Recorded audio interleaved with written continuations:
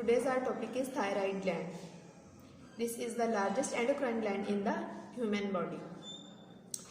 Endocrine gland are duct flaps which are directly poured into the bloodstream.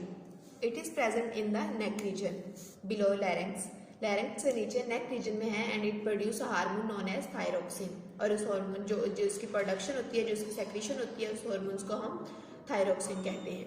Thyroxine की production के लिए iodine जो है उसका आपकी डाइट में होना बहुत जरूरी है. Iodine is required for the production of this hormone. If a person lack iodine in diet, अगर किसी इंसान की या किसी की डाइट में जो है वो आयोडीन की डेफिशिएंसी आ जाती है, थायराइड ग्लैंड जो है वो हार्मोन नहीं बनाता, सेक्रेशन पर वो प्रोडक्शन नहीं करता, सेक्रेट नहीं करता. This condition is known as thyroid gland enlarge. इसकी वजह से थायराइड ग्लैंड का साइज जो है वो इंक्रीज होना शुरू हो जाता है और नेक रीजन में स्वेलिंग हो जाती है. This disorder is known as goitre. और इस डिसऑर्डर को ये डिजीज कंडीशन है जिसको आप गिलहट की बीमारी कहते हैं. Thyroxine increase the break down of food. Thyroxine की प्रेजेंस जो है फूड की ऑक्सीडेशन के लिए बहुत जरूरी है and release the energy in the body. और फूड ऑक्सीडेशन से एनर्जी प्रोड्यूस होती है. It is responsible for the growth of body, जो आपकी बॉडी की ग्रोथ के लिए बहुत जरूरी होती है. Hypothyroidism is the condition when thyroxine की प्रोडक्शन जो होती है वो कम होती है, अंडर प्रोडक्शन, डिक्रीज प्रोडक्शन होती है. It is characterised by the low energy production. जब थायरोक्सिन हार्मोन जो है वो कम क्वांटिटी में होगा तो फूड की ऑक्सीडेशन कम होगी, और फूड की ऑक्सीडेशन कम होगी तो एनर्जी का प्रोडक्शन कम होगी. एनर्जी का कम प्रोडक्शन की वजह से आपकी हार्ट बीट जो है वो स्लो हो जाती है. हाइपरथायराइडिज्म इज अ कंडीशन जब थायरोक्सिन हार्मोन जो है उसकी ओवर प्रोडक्शन हो जाती है, बहुत ज्यादा प्रोडक्शन हो जाती है. इसकी वजह से एनर्जी की प्रोडक्शन भी ज्यादा होती है, हार्ट बीट इंक्रीज हो जाती है, बहुत ज्यादा स्वेटिंग होती है हाथों में, और हाथों में बहुत ज्यादा शिवरिंग भी होती है. Thyroid gland produce another hormone known as calcitonin. Calcitonin इसके नाम से हमें पता चल रहा है कि कैल्शियम की बात है.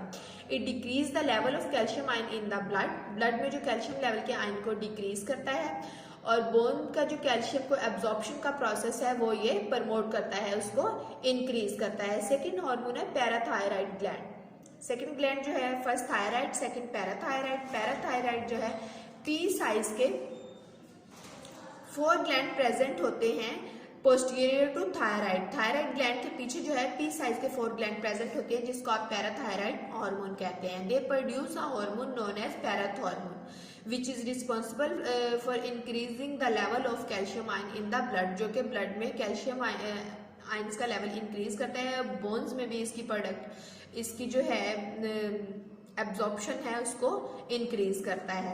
जब पैराथॉर्मोन की जो प्रोडक्शन है वो इंक्रीज होती है तो कैल्शियम लेवल जो है कैल्शियम साल्ट आयंस जो हैं वो आपके ब्लड में इंक्रीज होते हैं, और बोन्स में भी उनकी एब्जॉर्प्शन जो है वो इंक्रीज हो जाती है.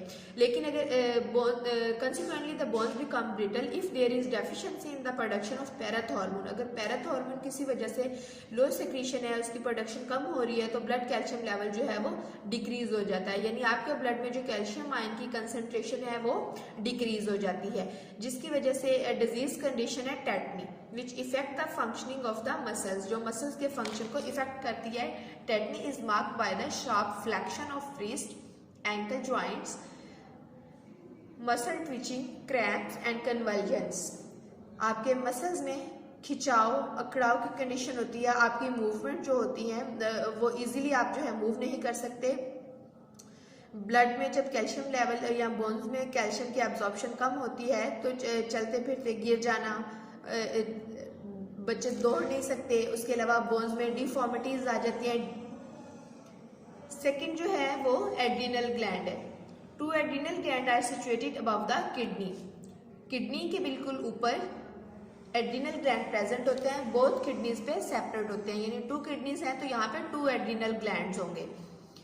Each adrenal gland consist of 2 parts. इसके 2 पार्ट्स होते हैं. जो आउटर लेयर होती है कोर्टेक्स और इनर होती है inner medulla. Adrenal medulla secrete a hormone known as epinephrine या adrenaline. Adrenaline response to stress.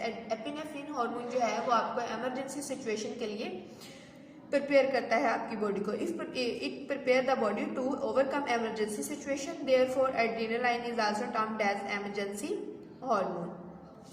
Adrenal cortex medulla जो है प्रोड्यूस करता है एपिनेफ्रिन, जबकि एड्रिनल कॉर्टेक्स जो हार्मोन सेक्रेट करते हैं इसको आप कहते हैं corticosteroid, which maintain the balance of salts and water in body. यानी ऑस्मो रेगुलेशन का फंक्शन जो आपने सेकंड ऑस्मो रेगुलेशन जो सिचुएशन आपने सेकंड चैप्टर में पढ़ी थी कि balance of salts and water and salts, ये होता है with the help of corticosteroid hormone.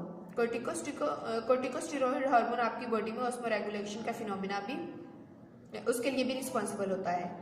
This is today's lecture. इंशाल्लाह नेक्स्ट लेक्चर में मैं आपको पैंक्रियाज का टॉपिक करवाऊंगी।